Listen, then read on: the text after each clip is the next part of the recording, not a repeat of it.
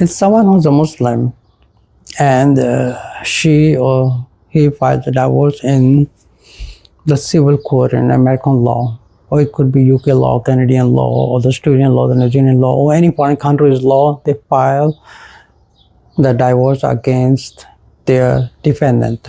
Is that considered as a divorce in a Sharia law?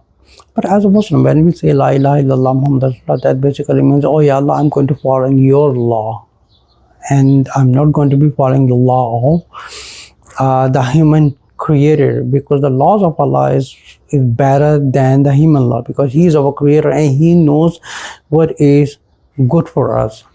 So as a Muslim, we declare that La ilaha illallah Muhammad Rasulullah, that oh ya Allah, I make my witness, you are my ilah, you are my God, and I'm going to follow your law, as that is called the Sharia law. Sharia law basically means Islamic law.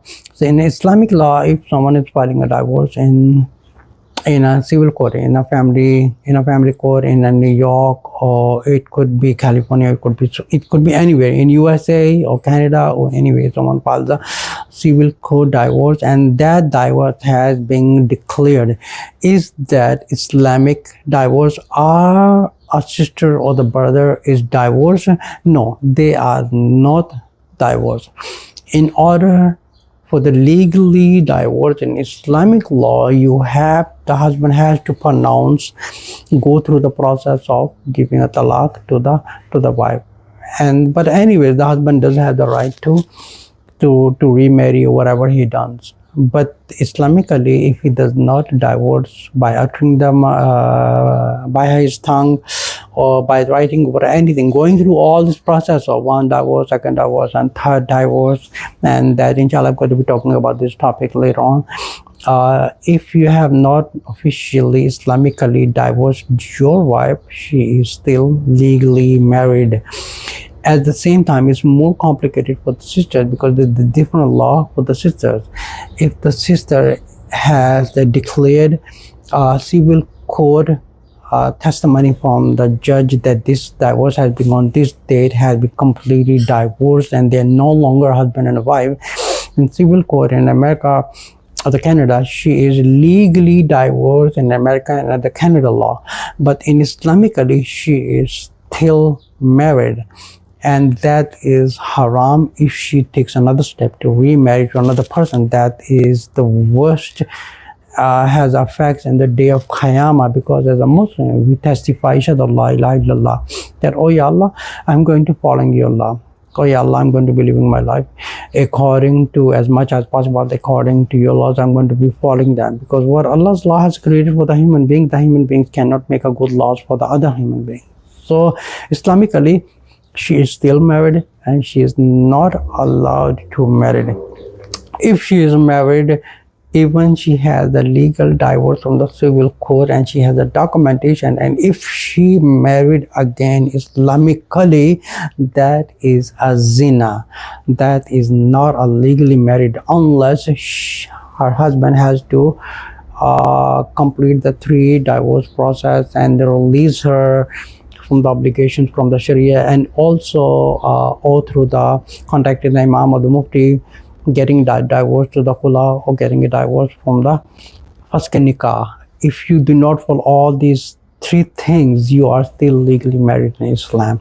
In Islam, in the eyes of Allah, if you're remarried, if a sister is remarried again, having an affair with someone else, that is considered as a zina until she's being completely separated from the husband through the 3 divorces, or through the Khula, or through the Faskh nikah, or approaching the local Mufti or local Imam, or contacting the Sharia Council or the Sharia board, getting a declaration from them that you are legally divorced Islamically. Now she is free to do whatever she wants. But during the in the boundary, she is still in the bound.